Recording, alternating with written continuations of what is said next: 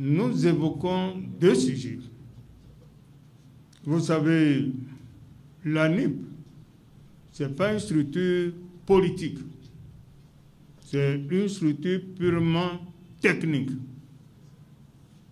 Le gouvernement, notre gouvernement, a fait appel à une compétence internationale.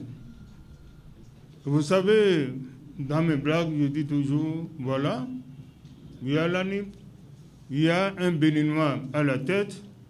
Nous courons vers 2026, qui est une période très sensible pour tout le peuple béninois.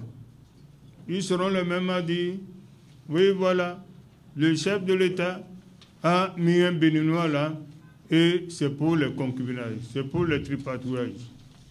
Maintenant, le président dit non, je veux être neutre, en faisant appel à une compétence qui n'est pas béninoise. Et pourquoi il doit y avoir des critiques? Nous disons non. Au contraire, nous devons profiter des compétences de ce dernier pour évoluer, étudier la matière qu'il va mettre à notre disposition, point barre.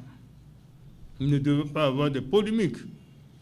Y a-t-il pas des Béninois qui sont au cadre à l'étranger? Il y en a plein. Et pourquoi?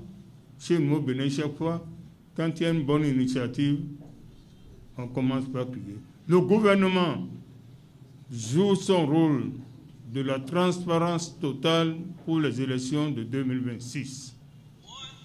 Donc, nous disons merci au gouvernement et nous invitons le compatriote rwandais, parce qu'il est un Africain, ce n'est pas pour rien qu'on parle de l'Union africaine.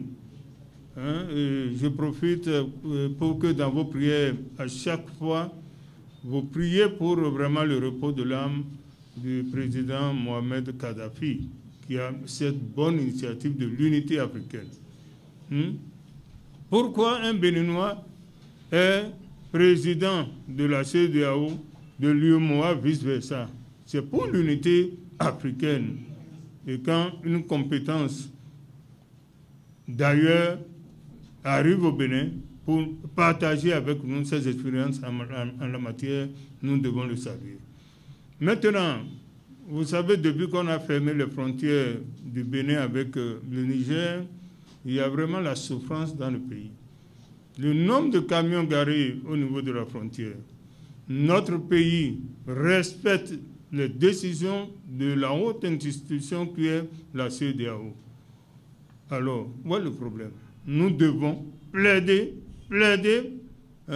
inviter le chef de l'État et son gouvernement à se rapprocher davantage de la nouvelle équipe au niveau du Niger pour que les frontières soient vraiment ouvertes le plus rapidement possible. C'est une doléance. Je remercie une fois encore la Fondation Malheureux.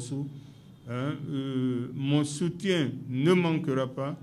Nous saluons le président de la République pour tout ce qu'il entreprend. Il veut partir tranquillement en 2026 et qu'on ne l'accuse pas après pour dire oui, c'est lui qui a mis un compatriote béninois pour frauder. Nous disons non. Nous devons le comprendre dans sa stratégie de mettre en œuvre une élection claire, transparente. Je vous remercie.